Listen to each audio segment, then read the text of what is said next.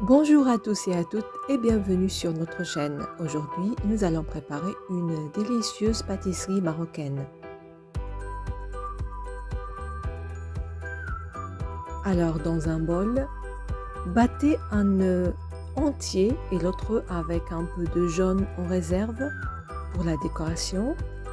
Là, comme vous voyez, je réserve un peu de jaune pour la décoration. Moi, j'y ajoute un peu de cannelle pour casser le goût de l'œuf. Revenons à la préparation de la pâte, j'ajoute du sucre. Il s'agit de 150 g de sucre, un sachet de 7 g de sucre vanillé, une petite pincée de sel et une cuillère à soupe de miel. Et je mélange tous les ingrédients de cette façon. À cette étape, j'ajoute aussi 85 ml d'huile. Je continue de mélanger. Là, c'est tout à fait optionnel. Moi, j'ajoute une cuillère de gingembre et une cuillère d'anis. Vous pouvez ajouter les graines que vous désirez, sinon vous pouvez faire la pâte parfaitement sans ces graines.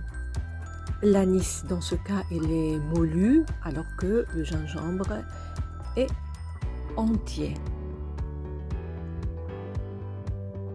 Là, c'est le moment d'ajouter la farine. Moi, j'ai utilisé 300 g de farine. Je l'ajoute progressivement. J'ajoute aussi 7 g de levure chimique. Alors, comme vous voyez, j'essaie d'incorporer la farine délicatement dans la pâte afin d'obtenir une pâte homogène et souple. Là, la pâte est prête. Je forme de petites boules que je dispose sur une plaque de cuisson recouverte de papier sulfurisé.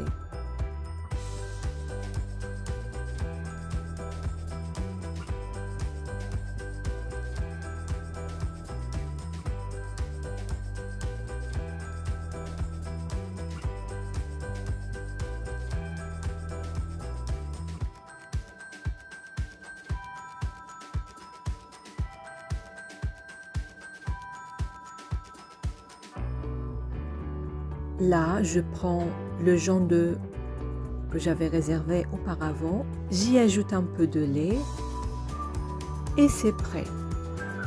Alors là, je dépose sur chaque boule un peu de jaune d'œuf.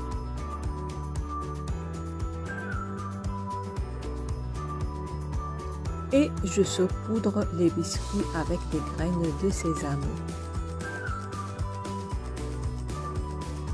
Là, j'enfourne les biscuits dans le four préchauffé pendant environ 15 à 20 minutes ou jusqu'à ce qu'ils soient dorés. Et voici nos délicieux biscuits au sésame tout juste sortis du four. Ils sont dorés, croustillants et prêts à être dégustés. J'espère que vous avez apprécié cette recette. N'oubliez pas de les essayer chez vous et de les partager avec vos proches. Merci de nous avoir rejoints aujourd'hui. Bonne préparation et bon appétit. Allez, à la prochaine.